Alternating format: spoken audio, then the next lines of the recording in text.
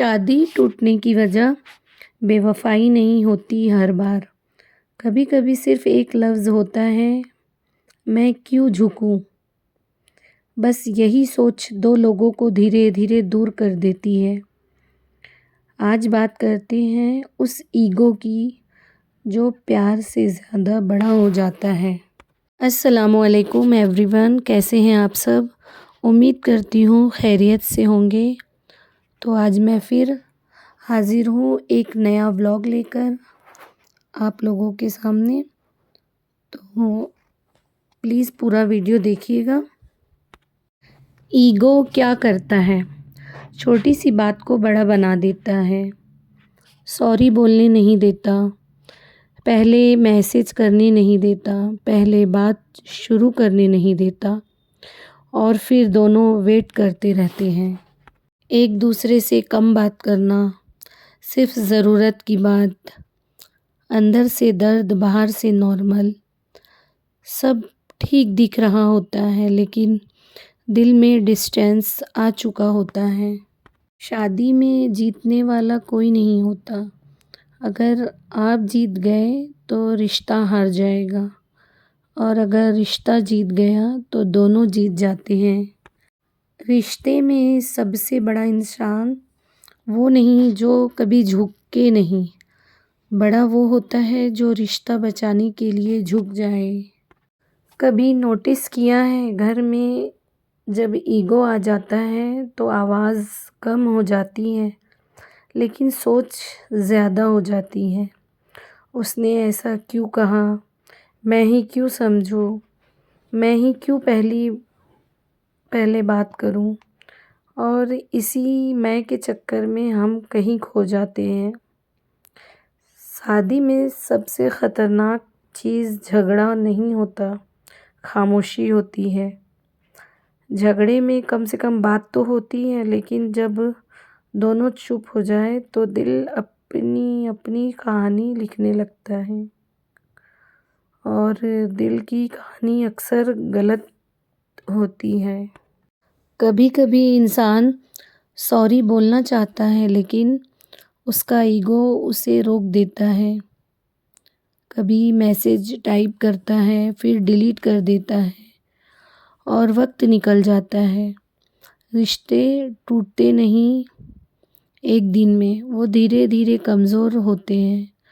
ہر بار جب ہم سوچتے ہیں اس بار میں نہیں جھکوں گا، تب رشتہ تھوڑا سا اور کمزور ہو جاتا ہے۔ کبھی کبھی ہم سوچتے ہیں کہ اگر میں چپ ہو جاؤں گا تو بات ختم ہو جائے گی، لیکن سچ کیا ہے؟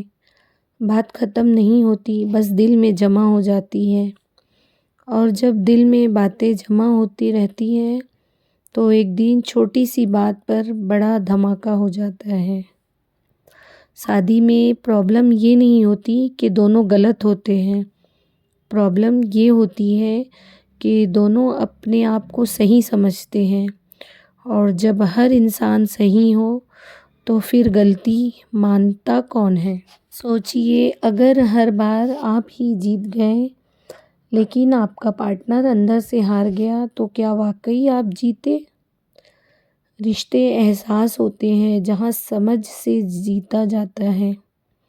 کبھی کبھی بس اتنا کہہ دینا، شاید میری بھی غلطی تھی، اتنا سا جملہ سالوں کی دوری مٹا سکتا ہے۔ اور کبھی کبھی ایک میسج غصہ مت رہو بات کرتے ہیں، یہ لفظ دل کو ہلکا کر دیتے ہیں۔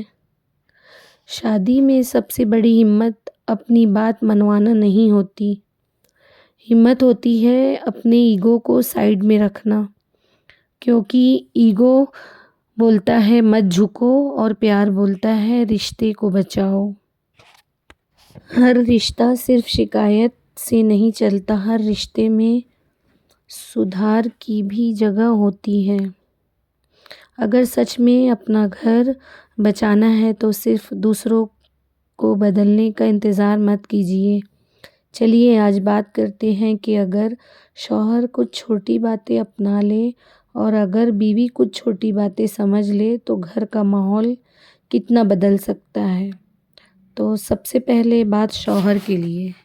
کبھی کبھی شوہر کو لگتا ہے کہ وہ باہر کے پریشر جھیل رہا ہے، اس لیے گھر میں سمجھا جانا اس کا حق ہے. لیکن یاد رکھیے کہ جیسے گھر سنبھالنا بھی فل ٹائم کام ہے. ایک تھینک یو آپ کی بیوی کا دن بنا سکتا ہے. اگر کھانا لیٹ ہو گیا تو غصہ کرنے سے پہلے پوچھ لیجئے طبیعت تو ٹھیک ہے. ہر پرابلم کا سولوشن پیسہ نہیں ہوتا. کبھی کبھی بس 10 منٹ کی بات چیت کافی ہوتی ہے. فون سائڈ میں رکھ کر بات کرنا رسپیکٹ کا سائن ہوتا ہے. اور سب سے ضروری، بیوی کو کمپیئر مت کیجیے. کمپیریزن سے محبت کم ہو جاتی ہے. اور بیوی کے لیے بھی کچھ باتیں ہیں کہ رشتہ صرف ایک طرف سے نہیں چلتا. بیوی کی بھی کچھ ذمہ داریاں ہوتی ہیں. ہر بات دل میں جمع مت کیجیے، صحیح وقت دیکھ کر بات کیجیے. اور شوہر گھر آتا ہے تھکا ہوا، اس وقت کمپلین لسٹ شروع نہ کریں.